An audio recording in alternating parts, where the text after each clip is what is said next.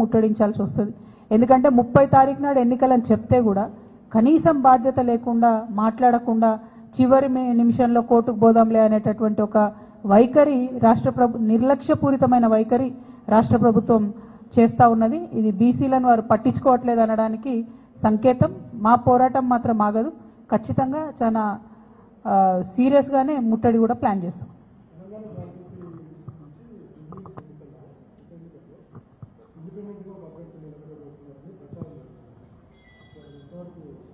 ఏంటంటే నేను బతుకమ్మ చెప్తే మీరు కృష్ణ నీళ్ళు వేయరేమో అని, దానికైనా రేపటి నుంచి బతుకమ్మ సంబరాలు ప్రారంభం అవుతున్నాయి. ముందుగానే తెలంగాణ ఆడబిడ్డలందరికీ కూడా బతుకమ్మ పండుగ శుభాకాంక్షలు తెలియజేస్తా ఉన్నాం.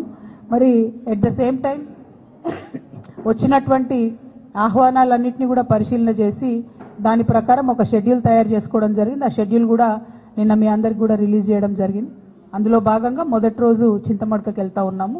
మరి అట్లానే తర్వాత కార్యక్రమాలన్నింటినీ కూడా మీకు చెప్పడం జరిగింది. అట్లానే ఎప్పుడు చేసినట్టే తెలంగాణ జాగృతి నుండి కూడా ఈసారి ఒక పాట కూడా మళ్ళీ చేస్తూ ఉన్నాము.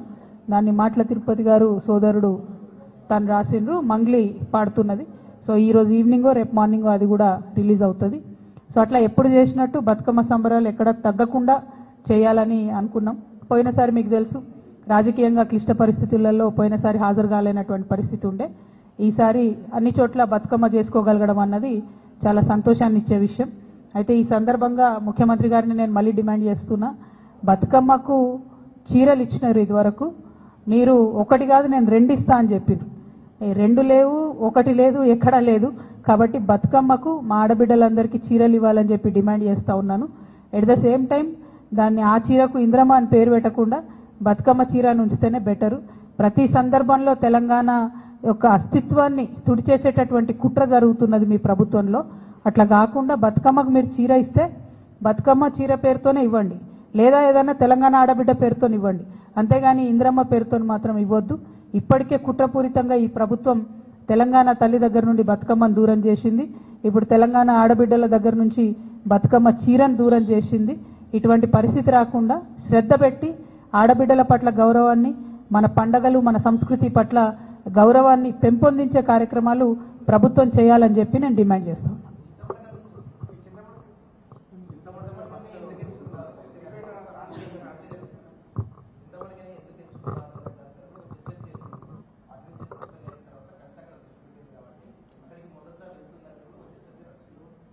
అంటే ఇప్పుడు ఆహ్వానాలు చాలా వచ్చినాయి బ్రదర్. సొంత ఊరు ఆహ్వానం అన్నది చాలా ఆత్మీయంగా ఉంటుంది, చాలా హృదయంగా ఉంటుంది, హృదయానికి దగ్గరగా ఉంటుంది. కాబట్టి ఆ ఆహ్వానాన్ని యాక్సెప్ట్ చేసినాం. పైగా వాళ్ళు పర్టికులర్గా ఎంగిల్పూల నాడే రమ్మన్నారు, అంటే మొదటి రోజే రమ్మని అడిగిండ్రు కాబట్టి అక్కడికి పోతున్నాం. ప్రత్యేకంగా రాజకీయపరమైనటువంటి ఇంపార్టెన్స్ మీరు ఎట్లా నేను వద్దన్న ఆపాదిస్తారు అని అట్లా నాకు తెలిసిన విషయమే. కాకపోతే నేను మాత్రం మా ఊరికి పోతున్నా.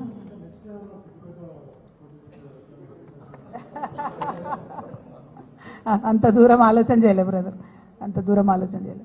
Thank you so much.